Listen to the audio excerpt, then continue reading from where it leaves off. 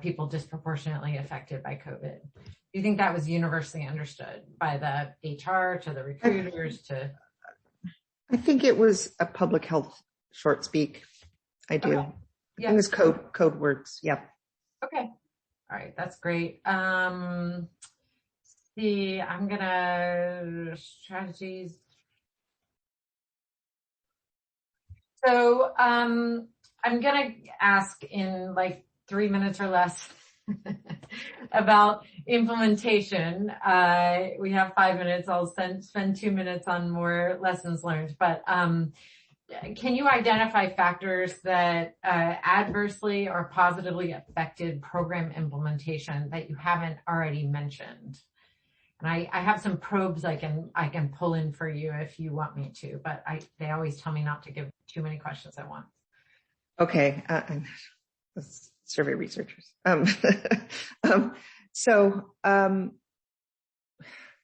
You know, in the thick of it, yes, I felt like we met with problem after problem, and it's like, well, can we do it this way? We spent our days problem solving between the state, KP, implementation, and our staff.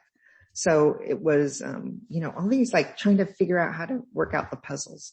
I do have probably other examples, but I think the hardest piece was getting through our own internal compliance checks, frankly. Tell me what you mean by that. Compliance. I mean, yeah. I don't want to drop an F-bomb, but we're in a bleeping pandemic. Right. You know, just trust me. I've been here 25 years. Let's just do this. And suddenly there were policies implemented that we'd never heard of before. You know, new hoops to jump through. And, you know, we seriously talked about, let's, you know, can you just spin us off? Can we just be our own, you know, institute or our own program? But yeah, so working within a very, you know, highly structured traditional environment was not good for pandemic response. And so that slowed you down. Anything else slow you down? KP slowed us down, not letting us implement where we wanted. You know, there was a time we had hundreds of staff available, and they did not want to go beyond they wanted Fresno to be perfect before they let us do clinical anywhere else. Of course, we never got to perfect.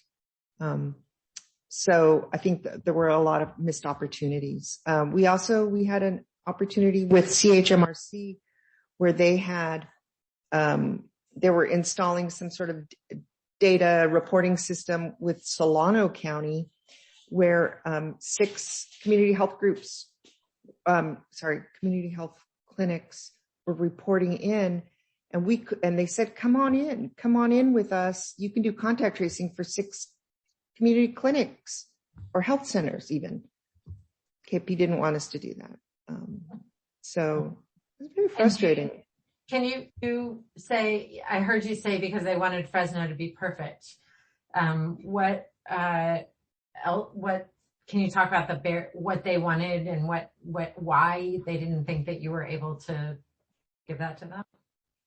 I think there was a complete disconnect between what they thought they were providing and what they were actually providing. So they were not giving us access to the data we needed to implement right away. They were not telling us around like the protocols with the MAs. They were not telling us on target data they wanted to meet.